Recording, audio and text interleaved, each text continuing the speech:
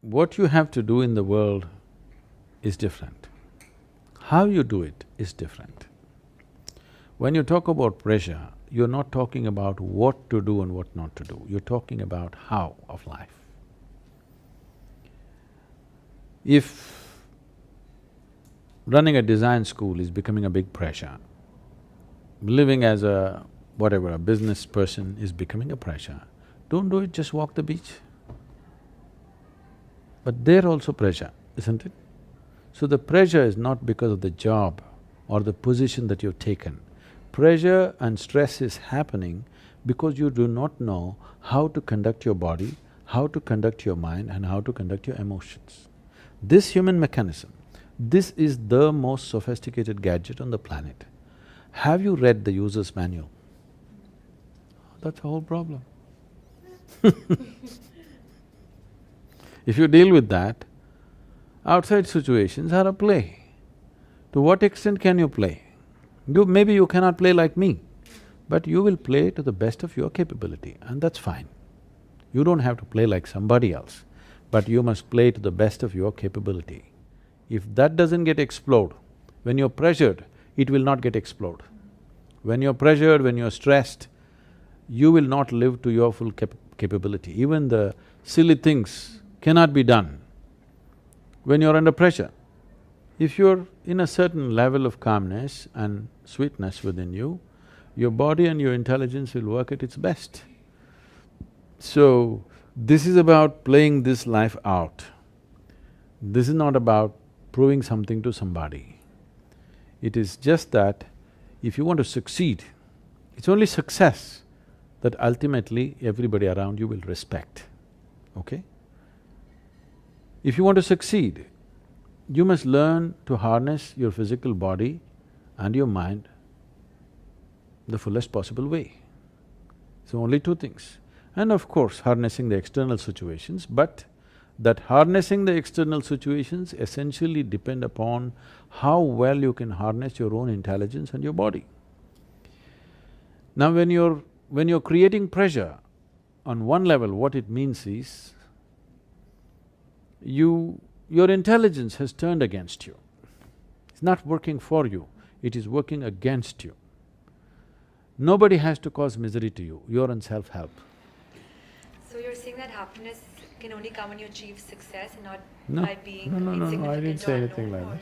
that. I'm saying only if you're happy, your body and mind will function at their best. If they function at their best, depending upon your individual competence and the situations around us, how they play out. Your success is not just about your competence, there's also a situation. How all these things come together, that will lead to a certain level of success. So I'm saying the way you are is the first step, what you do is the next step. But everybody is trying to fix it the other way around and it'll never work.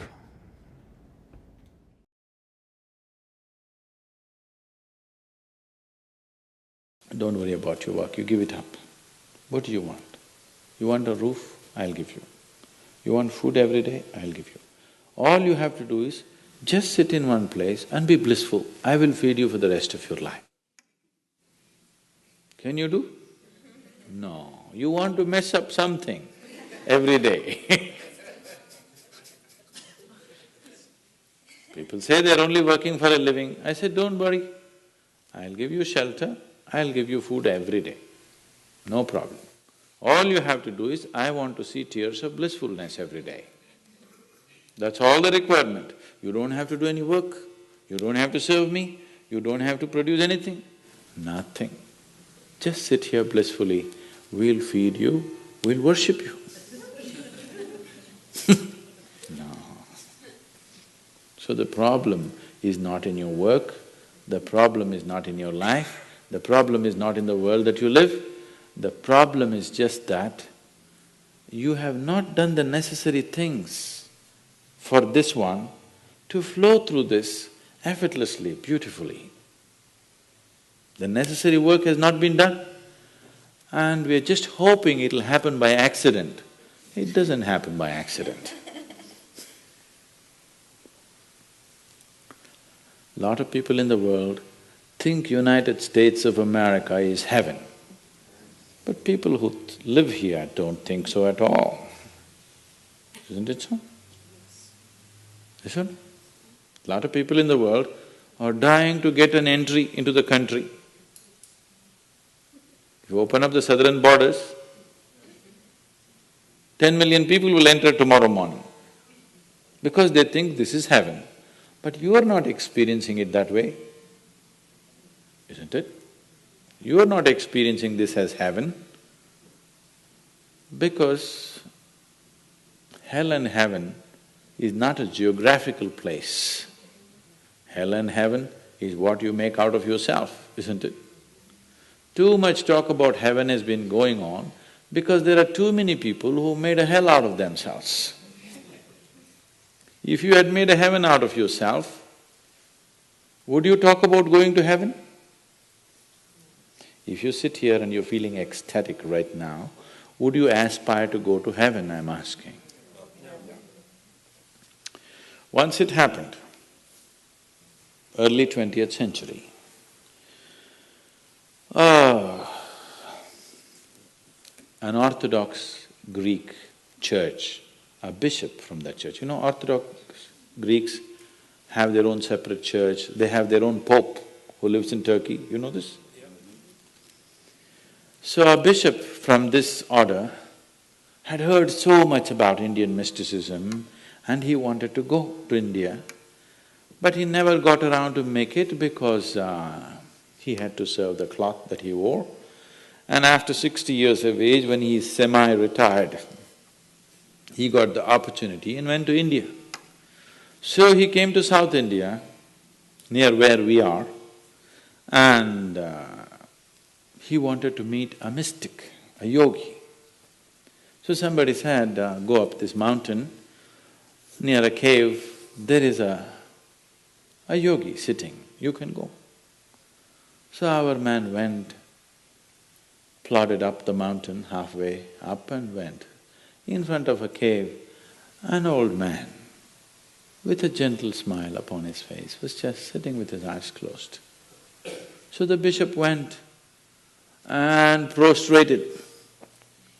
He cannot do it, he is not made for that. But they had told him, if you go to India, you have to crawl. He prostrated like this and with all his four limbs he got up. The yogi looked at him with amusement. Obviously, he has never prostrated anywhere before. And he smiled. Then the bishop said, I am like this, I am a bishop. I have served in the church for so long, but I have a few questions, can you answer? The yogi smiled and said, yes, please, whatever the question. Then the bishop asked, what is life? At the age of 60.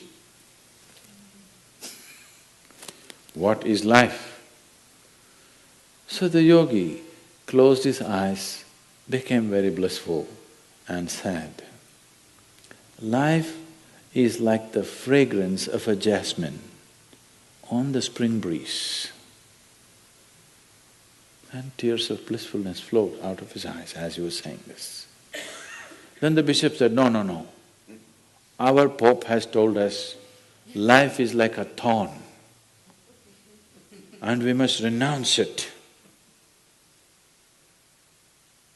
And even symbolically, Jesus himself wore a crown of thorns. So, how come you say this? Our Pope says otherwise.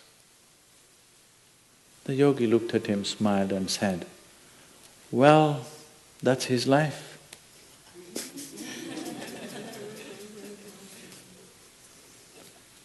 So, what you make out of it is not because of where you are, what you are, it is just what you make out of it, isn't it? Yes. So, have you created the necessary mechanism? Have you created the necessary system? Have you created the necessary ingredients within you to make this like the fragrance of jasmine on a spring breeze and not a thorn? If it's a thorn, we must pluck the damn thing out, isn't it? Isn't it so? Yes.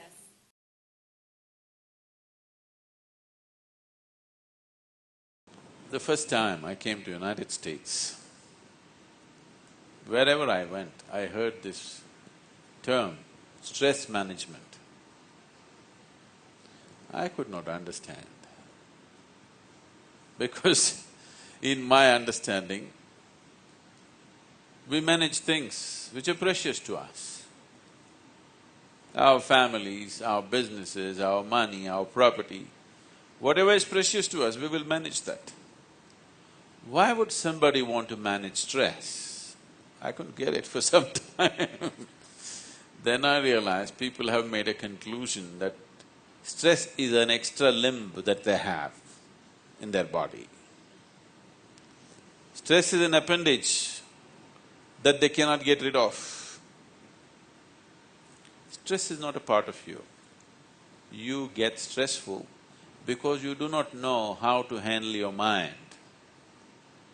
No attention has been paid as to how to handle this mind, how to handle this emotion, how to handle this body, how to handle these energies. Nothing has been done about it. You're managing such a sophisticated system accidentally. So you being stressful is a natural outcome of such unconscious living. There is no other way to be. Don't think your job is stressful. Now,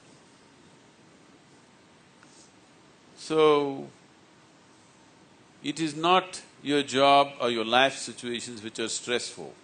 Stress is happening to you because of your inability to manage your own system. Not knowing how to manage the system is stressfulness.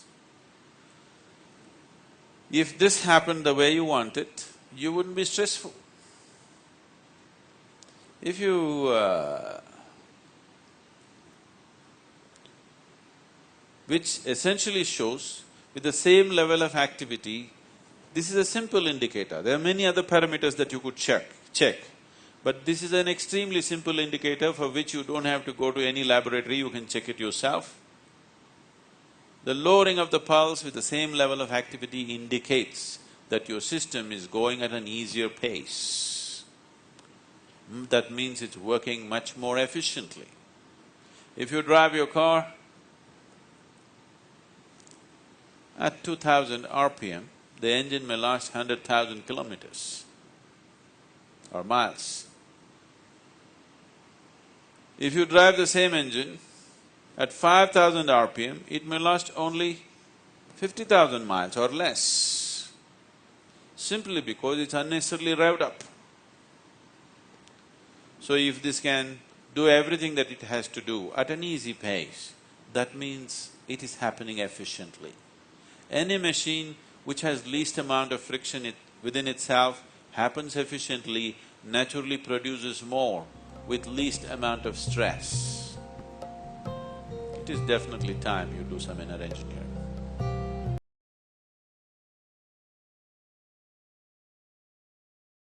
Stress is one aspect of life that is making too many people's life bitter. Stress is like friction in a machine. Stress is not a part of your life. If you know how to manage your body, your mind, your emotions and your energy, there is no question of stress. Most people think it is their job, it is their family, it is the life situations, it's the taxes, it's the unpaid bills which are stress. Stress is essentially your inability to manage your own system. That is, there is not enough lubrication in the system to function in a smooth and easy way. Life situations are always there for everyone, but each person manages it differently depending upon how smoothly his or her own system functions within itself. If you know how to manage this human system or this human mechanism, then there is no question of stress. If you think the work that you're doing is important, the first thing is you have to work upon yourself. If you have intentions of wanting to expand the scope of your life, first thing that you have to do is work upon yourself, because how successful you are in the world essentially depends how friction-free this mechanism is. You can bring your system to a frictionless state of function with simple practices. Yogic sciences have a whole array of practices. Here, we offer you a few simple tools for a stress-free life. To be successful in the world, two fundamental qualities are that you must be able to harness the prowess of your mind and your body. Can you tell me that the work pressures are going on and because of that stress is created? So that one is what you do about the stress, second is how do you differentiate and leave the stress of that work pressure in the office and go back home and forget about it? Stress. You know, a few years ago or many years ago, when I first went to United States, wherever I went, people were talking about stress management. I couldn't understand this, because in my understanding, we manage things which are precious to us, which are valuable to us. You want to manage your family, your wealth, your business, your organizations. But why would anybody want to manage stress? This is something that I couldn't understand. It took me a while to understand that these people have assumed that stress is a part of their life. Stress is not a part of your life. Stress is not because of the work that you're doing. Stress is just your inability to manage your body, your mind, your emotions and your energies. If your mind took instructions from you, would you keep it stressful or blissful? What's your choice? What's your choice? If your mind took instructions from you, would you keep it stressful or blissful? Blissful. For yourself, definitely it's blissfulness. What you want for your neighbor may be debatable, but what you want for yourself is definitely highest level of pleasantness, isn't it? So why is it when you're seeking pleasantness, your mind is creating unpleasantness? Stress means unpleasantness. Why is your mind creating unpleasantness for you? Your mind is supposed to be working for you, not against you. So if it is working against you, we haven't figured something about this mind, isn't it? Something very fundamental we have misunderstood about the nature of the mind, how it functions and what we can do about it.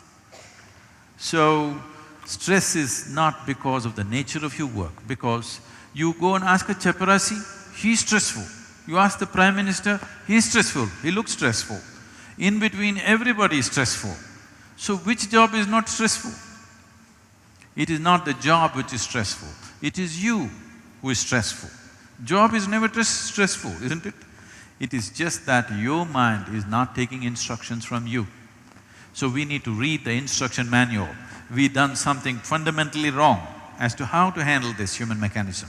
It's a very complex technology. We need to address it with little more attention.